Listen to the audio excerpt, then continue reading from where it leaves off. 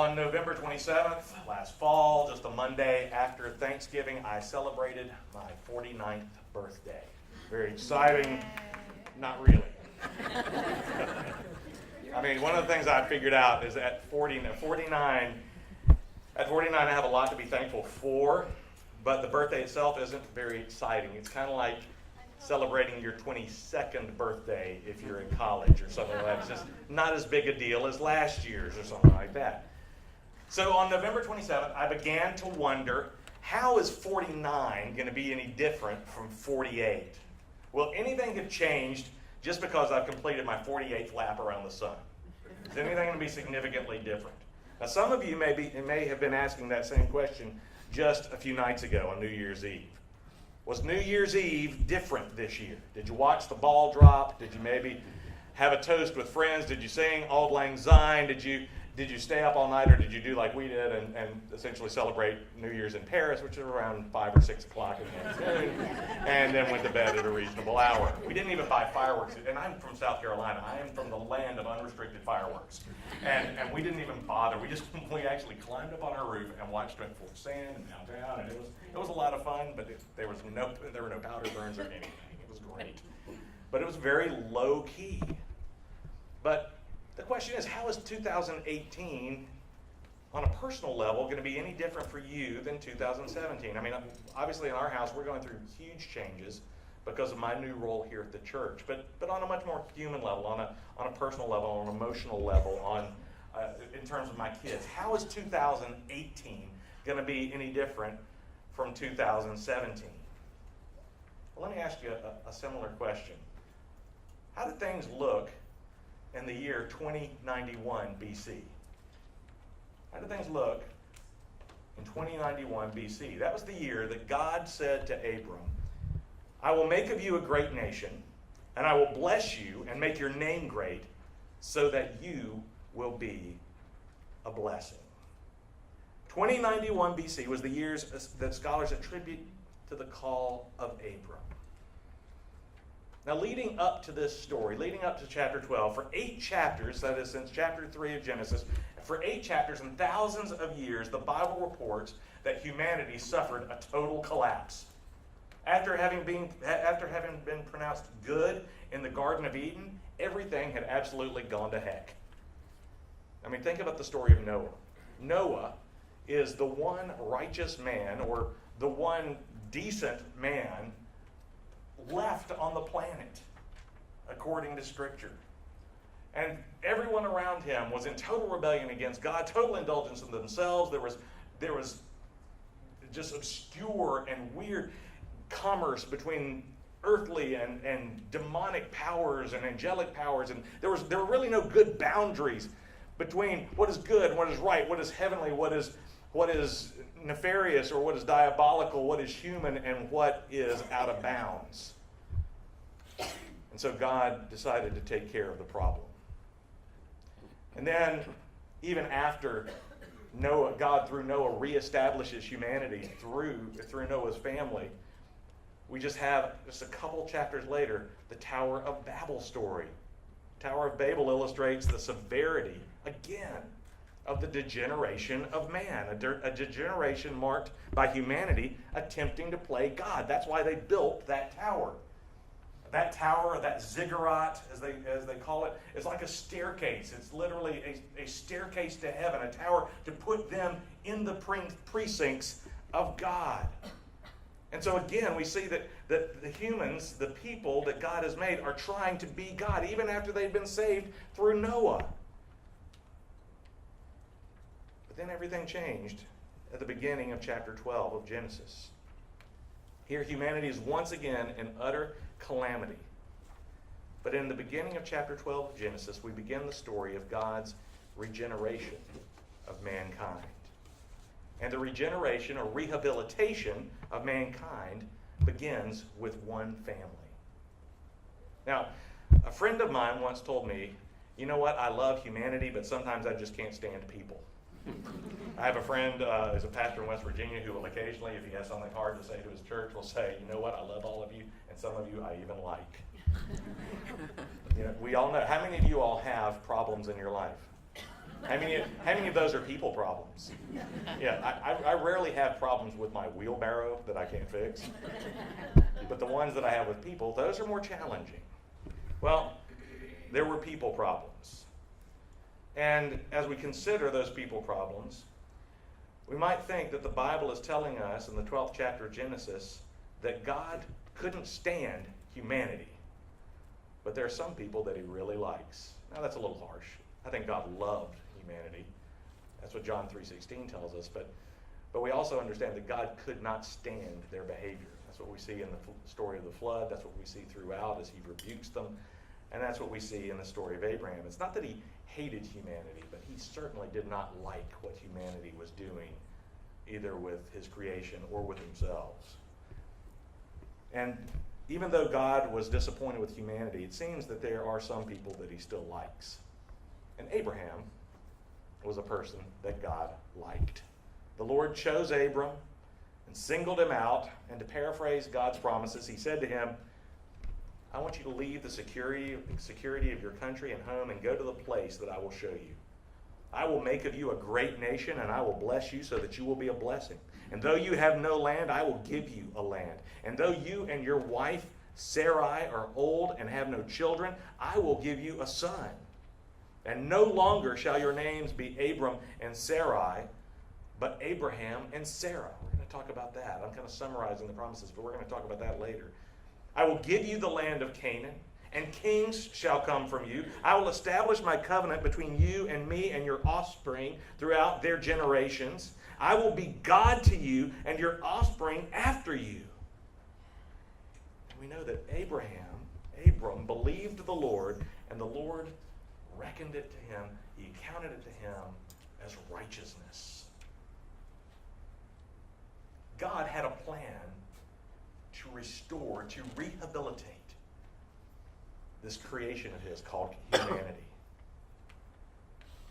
And that process was going to begin with this man, Abraham, and his wife, Sarah. Abram and Sarai. Now, as we'll see throughout the Bible up through Christ, God works his plan of redemption, usually works his plan of redemption through a remnant. That is to say, through a leftover. Through a piece of the puzzle, not necessarily fixing the whole thing at once, but through a piece of the puzzle, through a remnant. And Noah and his family were the first remnant of humanity through which God worked part of this process. But in that story, we're told that God handled that redemption in a different way. In this story, we're told that God singled out Abraham and his household in much the same way that God had singled out Noah before the flood. This time, however, God was not going to work through a remnant and destroy the rest of humanity. He was not going to call a remnant and destroy everybody else and leave one. Rather, this time, God would start with one and build a great nation. And that's a very significant difference. Whereas the covenant with Noah was God's promise not to destroy humanity, the covenant with Abraham is God's promise to restore humanity. You see the difference there? It's not just, I'm not going to kill you, I'm going to make you prosper. Which promise would you rather say? Just a promise of security or a promise of eternity? Dr. Walter Brueggemann of Columbia Seminary wrote that it's the hope of God that in this new family, all human history can be brought to the unity and harmony that God intended. Of all the sinners on earth, God chose one man and one woman, aged Abram and barren Sarai, through whom he would restore humanity. God said to Abram, I will make of you a great nation, and I will bless you and make your name great. But he also said this. He said, this is not just for you. I will bless you and make your name great so that you will be a blessing. In other words, God wasn't just going to bless Abram. God was going to bless the whole world through Abram. So how was God going to bless the whole world through Abram and his family? How was God going to do that? Well, if we look at how the story of God's redemption plays out throughout the Bible, then we'll see that through God's relationship with Abraham and his descendants, his physical descendants, the people of Israel, and his adopted descendants, the church, the followers of Jesus, first of all, God would make himself known. He would reveal his character and his sovereignty over history. The second thing he would do, the second way he would redeem all humanity through this one family, is that through Abraham and his descendants, God would make his expectations known through the law and the prophets, and through the teaching of the church, through the New Testament. And third, through Abraham and his descendants, God would make his love known. One of the great dangers that we fall into as 21st century Christians is to think that there are two Bibles. There's the Jewish Bible, the Old Testament, and the New Testament, which is the Christian Bible, and that's the one we need to pay attention to. Because we think that some people testify, or they believe that the Old Testament is the God of, it represents the God of law and rules and all this kind of stuff, and that the New Testament is the God of grace and love. And what they don't understand is that God's calling of the people, calling to redemption, restoring the world through this family, is an act of love. It's an act of grace. I mean, how many of you all love your children? I hope all. If you have children, please raise your hand. How many of you also have rules for your children? How many of those rules? I'm not going to ask if 100% of those rules are because you love them, but most of those rules are because we love them, aren't they? To protect them, to nurture them. The same God of love that sent his son Jesus Christ is the same God of love who called Abram. And so through Abram and his family, through Abraham and his descendants, God makes himself known, he makes his expectations known, and he makes his love known. All of these blessings would come through Abram, through Abraham. And you're probably going to get tired through this lecture and through the next several of me using those words interchangeably. And the reason I do is because his name at this point in the story is still Abram. It will be changed by God, which also is an act of love. We have to remember that God did not bless Abram solely for his own benefit. He blessed him so that through him the whole world would be blessed. So the story of Abram is a story of God's grace. And it's a story of God's grace demonstrated, of God's faithfulness demonstrated to one man and his wife. And it's a grace that is demonstrated, a love demonstrated through his covenant with Abraham. Now the word covenant is a word, it's one of those Bible words that we hear, but I think sometimes we misunderstand because we make actually, I think, what is probably at least an incomplete or perhaps a slightly off the target comparison or equivalence. A covenant can be either a relationship defined by a promise or promises, or promises that define a relationship. But the Hebrew word here is the word berit. Everybody say berit. Berit. Very good. The word is berit. And the root Hebrew meaning of this word, of covenant, that we translate as covenant, is to cut or divide, which is actually the opposite of what we usually think of when we think of a covenant. Usually when we think of covenant, and actually the English word covenant actually implies coming together. So isn't it fascinating that the Hebrew word for covenant, berit, actually means to cut or divide? So obviously it's talking about two different types of things here. The reason the background of the word berit here, the root of this Hebrew word meaning of cut or divide, is an allusion to the sacrificial custom associated with covenant making. In other words, when you made a covenant as an ancient king or as an ancient patriarch or someone like that, when you made a covenant with somebody, you would usually involve some sort of sacrifice in that covenant.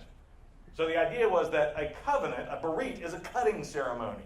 Now what's the meaning behind that? Why do I have to cut something, or why do I have to slaughter something in order to make an agreement, or in order to make a promise with you?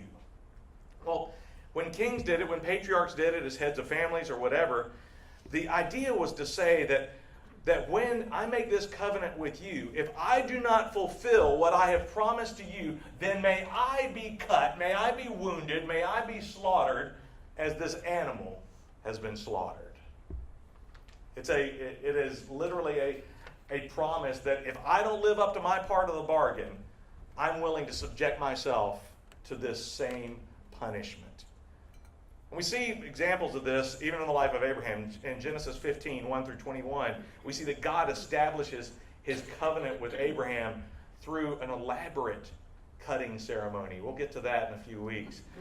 In Genesis 17, we see that covenant is extended to Abraham's descendants through another cutting ceremony that is called circumcision.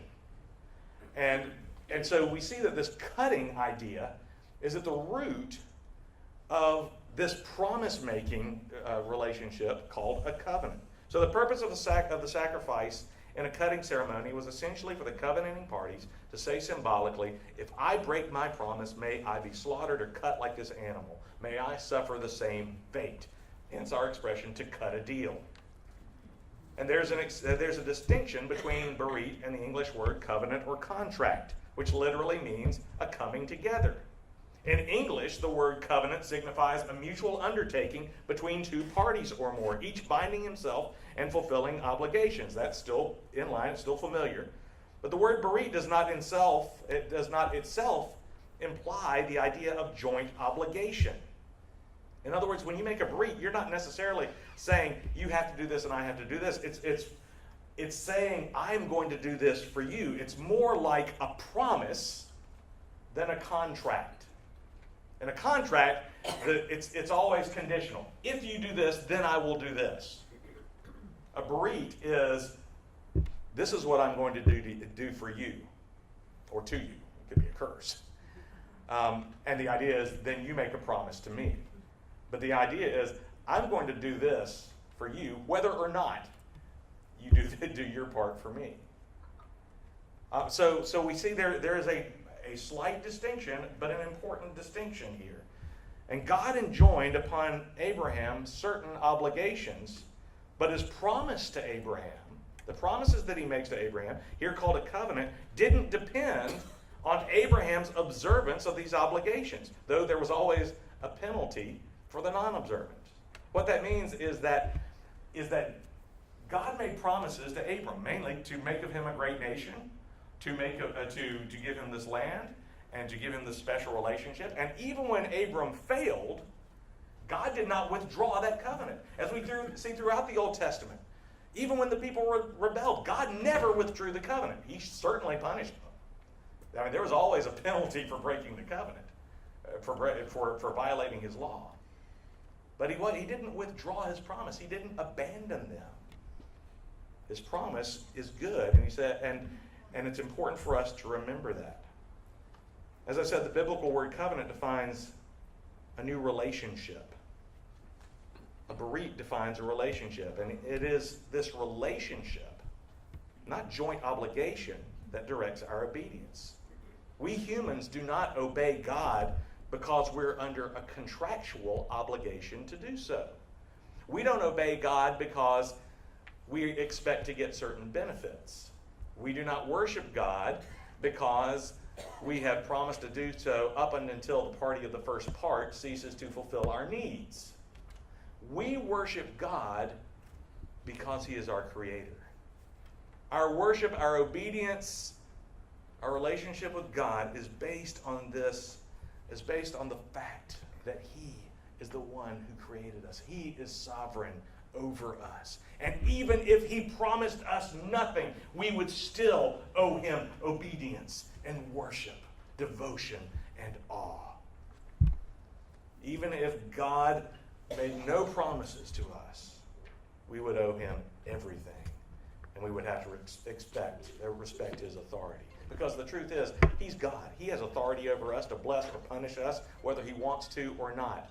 But this God, our God, has made us certain promises that will not only change our lives, but change eternity. And he shows us his love by giving us an extra measure of grace. The biblical covenant is a covenant of grace. And what that means is that the only thing that binds God to his covenant is his own character. He doesn't owe us anything. There's nobody else who's going to enforce it. It's therefore important that we think of the biblical covenant, that when we think of a biblical covenant, we should think of it as something more like a promise or a pledge than a contract. God doesn't owe us anything because we agreed to do certain things. If that were the case, the fact that humanity has failed in this contract so many times would automatically nullify it. But God made us a promise, and God's going to stick by his promise whether we fulfill our obligations to him or not. So, what were the promises made to Abram that established this relationship? Well, first, the Lord said to Abram, if you want to turn to Genesis chapter 12. First, the Lord said to Abram, go from your country and your kindred and your father's house to the land that I will show you. And then down in verse 17, he says, to your descendants I will give this land. The first part of the promises of God to Abram was the promise of a new homeland. Second, God said, I will make of you a great nation, and I will bless you, and I will make your name great, so that you will be a blessing. The second part of the promise is that God will give Abram descendants so numerous that they will outnumber the stars in the sky. The third part of the promise is found in chapter 17, in which God said, I will establish my covenant, my berit with you, my promise between me and you and your offspring after you throughout their generations, for an everlasting covenant, to be God to you and your offspring after you. So what's this third part of the promise? The third part of the promise is that God gives to Abraham and his people a special relationship. No other people on earth could claim Yahweh, I am, as their God. And God had not claimed any other people but the children of Abraham as his people.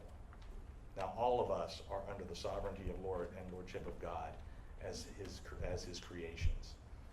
But he designated Abram and Sarah by this special relationship. It is so important.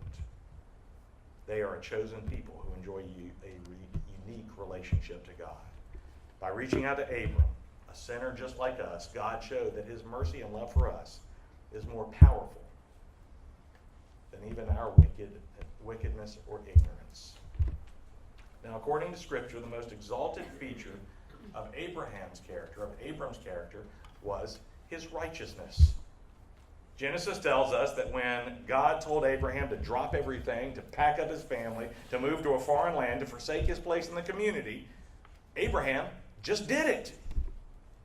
Can you imagine? Pick up where you are, move your family halfway across the world, leave your friends, leave your connections, quit your clubs, tell the officer, tell the vice president that she's now the president, all those sorts of things, and move to this strange place where you've never been. Incidentally, there are other people living there, but be sure and tell them I've given you this land. They'll appreciate that.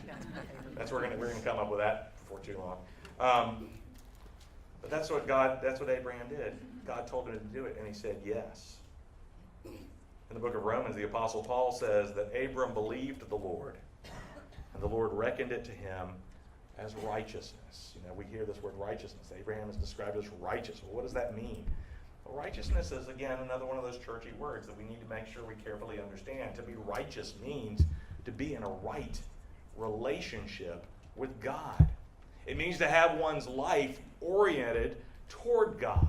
Righteousness exists when we trust God and our will is bent or oriented toward him. It's when the divine and the human will are of the same accord. It's when they're in alignment with each other, headed in the right direction. Now, what does it not mean? Abram was not chosen because he was more pure or more powerful or more perfect than anyone else. He was chosen because he trusted God. I had a good friend up in Virginia, a retired Baptist minister who passed away, lived on our street, but he was one of those old country pastors who had actually preached in some big large churches in Virginia. It's pretty well known. His name was Rex Bennett, but he wasn't a profane person or anything like that, but he was a pretty tough talking, fire and brimstone Baptist preacher. And you just loved him, great sense of humor, all this sort of thing. But when Rex passed away from cancer, at his funeral, I was there, and one of his seminary classmates described Rex. He said, Rex Bennett was certainly no saint, but he was one hell of a disciple. You think about that. I mean, it's like he wasn't perfect, but he loved the Lord. and he followed him. I kind of sometimes think that's what God meant when he described David as a man after his own heart. Yes, he had feet of clay. He was broken. He made mistakes, but he loved God and he trusted him. Abram and his wife Sarai demonstrated their righteousness by trusting in God. Let me read to you what the New Testament has to say about Abraham and Sarah and how they showed that having faith means trusting God. Hebrews chapter 9 says, by faith, Abraham obeyed when he was called to set out for a place that he was to receive as an inheritance. And he set out not knowing where he was going. By faith, he received power of procreation. Even though he was too old and Sarah herself was barren, because he considered him faithful who had promised, that's God, he went. Therefore, from one person, and this one as good as dead, that's a terrible way to describe Sarah, but this one as good as dead, descendants were born, as many as the stars of heaven, and as innumerable as grains of sand by the seashore. By faith, not because they were better than anybody else, but because they trusted God unreservedly. Now, in the New Testament, the word which we translate as faith is the word pistis. Everybody say pistis. So when you read the word faith, often in the New Testament, the word you're reading is the Greek word pistis. But what the word pistis really, when you get down to its nitty-gritty meaning, means is trust. To have faith in someone, to have faith in God means that you trust God. That you trust God with your life. That you're going to bet your whole life on Him. You're going to bet this decision today on what He says, on His word, on His direction. And the relationship between Abram and God, between God and Abram, was built on berit and pistis, on covenant and faith, on promise and trust. In other words, Abram was righteous because he believed that God is the God who keeps His promises. And that if God said He would do it, He will do it. So let's go once again to chapter 12. Let's look closely at the call story of Abraham. In Genesis chapter 12, in the year 2091 BC, God promised Abraham that he would have many descendants, as many as the stars in the sky. But before that, in Genesis 11:30, we read that Sarah was barren. She had no child. That statement in Genesis is anything but accidental or incidental. It is critical to our understanding of how God works. Have you ever wondered why God launched His plan to save the world with an old man and a barren woman? Think about this. If we want to begin mission work and children are a part of it, I would probably choose a young man and a young woman and make sure that they're part of it, make sure that they're capable of building a family. I would probably choose a young man and a young woman of childbearing age. But God, the God of the universe, the great I Am, chose them. Not only was Sarah barren, but according to Genesis 18:11, she was past the age of childbearing. It was humanly impossible for her to have kids. If we look back at Genesis 1, we see that God gave His people a mission. He gave them a mandate. In two places, God told His people, be fruitful and multiply. He said it to Adam and Eve in Genesis 1:28 and to Noah in Genesis 9:1. And from that point on, we see these two words over and over, that people were knowing and begetting. And if you don't know what those words mean, go ask your parents. But they were fruitful and they multiplied. They were knowing and begetting, leading to children and grandchildren and great-grandchildren. And Genesis 5 lists the generations from Noah to Adam. Genesis 7 lists another 10 generations from Shem to Abraham. But then with Abraham, there's no child. The blessing of God, which has been coming through these generations of people, looks like it's coming to a screeching halt. It looks like the purposes of God are coming to a dead end. Up to this point in the book, there has been plenty of knowing and begetting and multiplication. All very natural, all very human. But when it comes to Abraham's story, everything changes. People can't make it happen anymore. Only God can make it happen. Only the Creator God can bring life out of what's dead and barren. If God's plan is going to go forward, then God must make it happen. And what was natural has now become supernatural. In effect, God was saying, I'm going to choose a barren woman who can't have kids so that people will know that this is my work and not theirs. We humans have a tendency to want to take credit for things that we do not deserve. So in this case, God makes sure that he does it in an unmistakable way that proves both his power and his glory. And if you look around in the Bible, you'll see that throughout the Bible, God uses barrenness to show his power, and that only he can bring forth life where there is no life. I mean, look at it. Sarah, Rebecca, Rachel, Hannah, even Elizabeth, the cousin of Mary. Even Mary, though she was the mother of Jesus, though she wasn't married, she was a virgin. And when she challenged the angel, demanding to know how she could have a child since she had never known a man, the angel pointed all credit and glory to God. The Holy Spirit will come upon you, and the power of the Most High will overshadow you. Therefore, the child to be born will be called Holy, the Son of God, for nothing is impossible with God. Could have said the same thing to Sarah. Nothing is impossible with God. You know, I've often told young couples that if you're having trouble having children, start the adoption process, because it seems like inevitably that seems to unlock something. In the same way, if a woman is called barren in the Bible, you better start preparing a nursery, because God is going to make something happen. Expect a baby soon. Time and time again, God takes barren circumstances to do the things that only God can do. In Genesis 15, Abraham complained to God that he remained childless, and God showed him the stars in the sky and said, "So shall your offspring be." And what was Abraham's response? He believed the Lord. Abraham had to trust God to do what he said he would do. He had to trust in God's faithfulness and believe that God would do what he couldn't do himself. God's mission takes place where barrenness and God's faithfulness come together. All too often, you and I have an unwritten checklist of ideal circumstances and required resources and right people necessary, that we believe that it's necessary for God to complete his purposes, for God to accomplish his purposes.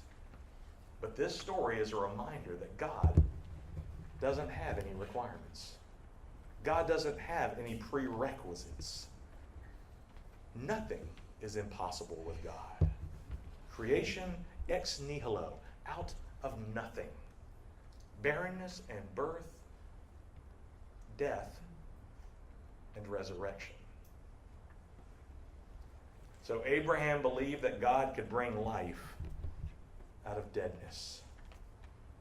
In Genesis 15, he trusted God when God said that his offspring would be like the stars in the sky.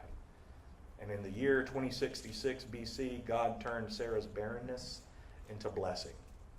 In that year, God gave Abraham and Sarah the child he had promised. Now, there are a great many times in the story of Abraham and Sarah when it seems that God asked the impossible and promised the absurd. When God called to this couple to leave their home, travel 1,500 miles to an unknown land, and start over, they were 75 years old. Sarah laughed when she overheard God's promise to give her a child because she had been barren, unable to bear children all her life. Even when they obeyed God, things didn't get any easier. Abraham's nephew, Lot, split the tribe over economic matters. Sarai was abducted by the Pharaoh of Egypt. They fought range wars for water rights. And most chillingly, when the child they had been promised by God did come, God commanded Abraham to kill him in a sacrifice. With Abraham's hand stayed only at the last second by divine intervention. And you know what? I am certain that there were family and friends that told them that their decision to follow God was impractical. But Abraham knew that righteousness is more important than common sense. Did you hear that? Righteousness is more important than common sense. I'm not saying common sense is a bad thing. But very often trusting God means that we act against, natural instinct or against what we believe to be our better judgment. It may mean that we begin to realize that faithfulness and obedience are very often at odds with caution and comfort. It means that being faithful is more important than being practical, because faith is the vehicle that God has chosen for restoring his people. Sometimes we limit God's extravagance by our own practicality. The faith God demands requires that when God says go, we go without hesitation or excuses. If you read the Gospel of Mark, if you read the Gospel of Matthew, you see that when Jesus called out to his disciples, they responded immediately. It's no small coincidence that Abraham was from the city of Ur of the Chaldees.